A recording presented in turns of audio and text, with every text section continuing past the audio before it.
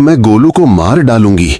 तुम्हारा favourite clone है ना, तुम्हारा सबसे प्यारा टॉय है ना, तो ले लो मुझसे। ये लो, येलो वाला ले लो, अपने साथ रख लो, लेकिन गोलू को छोड़ दो। वो बच्चा है, वो मासूम है, उसने किसी का क्या बिगाड़ा है। एक सेकंड रुक जाओ, मेरी बात सुनो, सिर्फ एक सेकंड मेरी बात सुनो। तुम जो भी चाहती हूँ मैं देने को तैयार हूँ, लेकिन उस छोटे से बच्चे को हर्ट करके कुछ नहीं मिलेगा। तुम मुझे बताओ तुम्हें क्या चाहिए? बदला चाहिए ना? ले लो बदला, मुझसे ले लो, मेरी जान ले लो, लेकिन गोलू को मत छूना बाबा, बस बदला चाहिए, उसने कहा। और उसकी आंखों में वो पागलपन था जो किसी टूटे हुए दिल में होता है, जब मोहब्बत से ज्यादा घाव हो जाते हैं, जब अंदर का इंसान मर जाता है और बाहर सिर्फ बदले की आग बचती है। हमने तो मकसद को मार दिया था, उसे वापस कैसे लाएं? अब कुछ करना पड़ेगा, नहीं तो वो छोटी मुकिल गोलू को हर्ट कर सकती है, सजना ने कहा। और उसकी आंखों में डर था, ऐसा डर जो किसी अपनों को खोने से पहले होता है। वो लड़की पागल है क्या? ये सब मुझसे इतना प्यार से क्यों कह रहे हैं? डांटिए ना मुझे, चिल्लाइए मुझ पर, थप्पड़ मार लीजिए। मैंने आपको 3 साल तक धोखा दिया है, मैंने आपको बताया तक नहीं कि मैं जिंदा हूं, मैंने आपको मरने का गम दिया। रोज आपके ऊपर खुदा जाने कौन सा बोझ गिरता रहा होगा।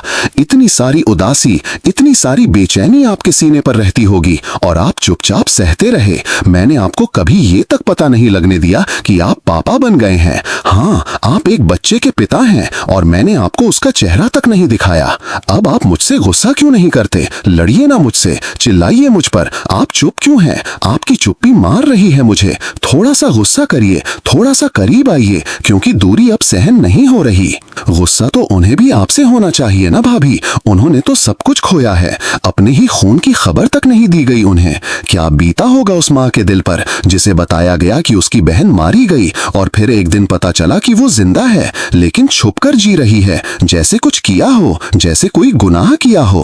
तभी एक कमरा अंधेरे से भर गया, दरवाजा धीरे से बंद हुआ और अंदर से एक तेज चीख निकली। गोलू की आवाज थी, वो चिल्ला रहा था मदद के लिए। उसके हाथ बंधे थे और आंखों में आंसू थे। सामने वो खड़ी थी जो खुद को उसकी मां कहती थी, मगर उसकी हरकतें किसी शैतान से कम नहीं थीं। तुम लोग मुझे बुरा कहते हो, मैं बुरी नहीं हूँ, बस टूटी हुई हूँ। मुझे भी प्यार चाहिए था, लेकिन मुझे हमेशा ठुकराया गया। जब रोई तो कहा गया कमजोर हो, जब लड़ी तो कहा गया पागल हो। अब अगर मैं जान ले लूं तो कहते हो दानवी हूँ। गोलू ने कांपती आवाज में कहा, मुझे जाने दो, मुझे मेरी माँ के पास जाना है, मुझे डर लग रहा है, मुझे कुछ नहीं चाहिए, बस घर जाना है। उसने हंसते हुए कहा, घर अब तुम्हारा नहीं रहा गोलू, अब तुम्हारा घर यहीं है, जहां डर है, जहां बदला है और जहां तुम अकेले हो। दूसरी तरफ सब बेचैन थे। पुलिस भी आई थी, लेकिन उनके पास सबूत नहीं थे, कोई रास्ता नहीं था। गोलू कहाँ है ये किसी को नहीं पता था। तभी एक पुरानी डायरी मिली जिसमें कुछ नाम थे, कुछ जगहों के पते और एक अजीब सा निशान था। सजना ने उस डायरी को खोलते हुए कहा, ये उसी की है जिसने हमें धोखा दिया था। अगर हम इन पते पर जाएं तो शायद गोलू का पता चल जाए। रात भर खोजबीन होती रही, हर जगह सवाल पूछे गए, लेकिन जवाब नहीं मिले। फिर एक बच्ची आई, वो बोली, मैंने उस दीदी को देखा था, उन्होंने एक बच्चे का हाथ पकड़ा था और उस तरफ जा रही थी जहां पुराने खंडहर हैं। सब दौड़ पड़े वहां और देखा तो एक ताले से बंद कमरा था, अंदर से रोने की आवाज आ रही थी। ताला तोड़ा गया, दरवाजा खोला गया और गोलू बाहर आया। वो भागा, अपनी माँ के गले लग गया, मगर पीछे कोई नहीं था, वो लड़की गायब हो चुकी थी। अब सवाल ये था कि वो कौन थी, कहाँ गई और क्यों ये सब किया? क्या सिर्फ बदला था या कुछ और? तभी गोलू ने कांपती आवाज में कहा, माँ, वो दीदी रो रही थी, कह रही थी कि उन्हें माफ कर देना क्योंकि उन्हें भी दर्द हुआ था। मैंने उन्हें गलत नहीं कहा माँ, वो भी टूटी हुई थी। उसकी माँ चुप हो गई और समझ गई कि कुछ ख्वाब ऐसे होते हैं जो बदले से नहीं भरते, सिर्फ माफी से भरते हैं। लेकिन कहानी यहीं खत्म नहीं हुई। कुछ हफ्तों बाद एक लेटर आया, उसमें सिर्फ इतना लिखा था, गोलू को मत डराना क्योंकि वो अब मेरा नहीं रहा, मगर याद रखना अगर कोई और दर्द देगा तो मैं वापस आ जाऊंगी। अब सभी की रूह कांप गई थी। कोई नहीं जानता था कि वो कौन थी, कहां से आई और कहां गई, लेकिन एक बात साफ थी, ये लड़ाई सिर्फ एक बच्चे की नहीं थी, ये लड़ाई थी एक ऐसी आत्मा की जो सिर्फ प्यार चाहती थी, मगर उसे मिला सिर्फ तिरस्कार। गोलू अब ठीक है, लेकिन रात में जब हवा चलती है उसकी खिड़की अपने आप खुल जाती है और कोई धीमे से कहता है, सो जा गोलू, मैं अब तुझे कुछ नहीं कहूंगी। गोलू अब ठीक है, मगर उसकी आंखों में अब वो मासूम चमक नहीं रही जो पहले हुआ करती थी। अब जब कोई जोर से बोलता है तो वो सहम जाता है। जब दरवाजा तेजी से बंद होता है तो वो अपनी माँ की गोद में छुप जाता है। रात को सोते समय वो बार बार पूछता है, क्या आज भी वो दीदी आएंगी? क्या वो फिर से मुझे ले जाएंगी? और उसकी माँ सिर्फ उसके माथे को चूम कर कहती है, नहीं बेटा, अब कोई तुम्हें कुछ नहीं कहेगा। लेकिन खुद उसकी आंखों में वो डर साफ झलकता है जो एक माँ तब महसूस करती है जब उसका बच्चा एक बार किसी हैवानियत का शिकार बन चुका हो। सजना अब हर रोज गोलू के साथ स्कूल जाती है, उसके साथ सोती है, हर दरवाजे की कुंडी खुद लगाती है। हर चीज में अब उसे डर लगता है, लेकिन वो जानती है कि वो और नहीं टूट सकती। उसे अपने बेटे के लिए मजबूत बनना है। लेकिन एक रात जब वो खिड़की बंद कर रही थी तो खिड़की के बाहर कोई खड़ा था। वो छाया सी थी, सिर्फ एक परछाई जो कुछ देर देखती रही और फिर गायब हो गई। अगले दिन घर के बाहर एक कागज पड़ा था जिस पर सिर्फ 2 शब्द थे, मैं लौट आई हूँ। अब सबका चैन फिर से छिन गया था। पुलिस को बुलाया गया, लेकिन कोई सबूत नहीं, कोई सीसीटीवी, कुछ भी नहीं था। सजना ने कहा, अब नहीं, अब वो मेरे बेटे के पास नहीं आ सकती। मैं अब किसी भी हद तक जाऊंगी, लेकिन गोलू को बचाऊंगी, चाहे मुझे अपनी जान क्यों ना देनी पड़े। तभी घर में एक और खत आया।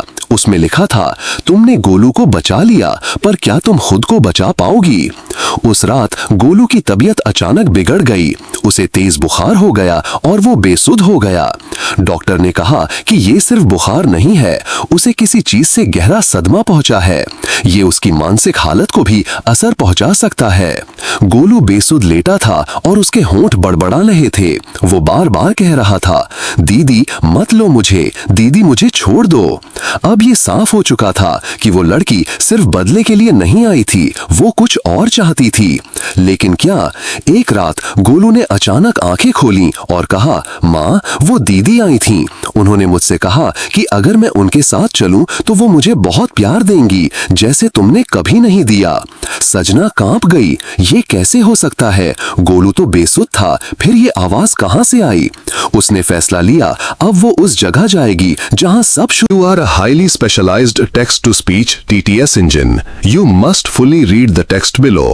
हुआ था वही पुराना खंडहर जहां से गोलू को बचाया गया था।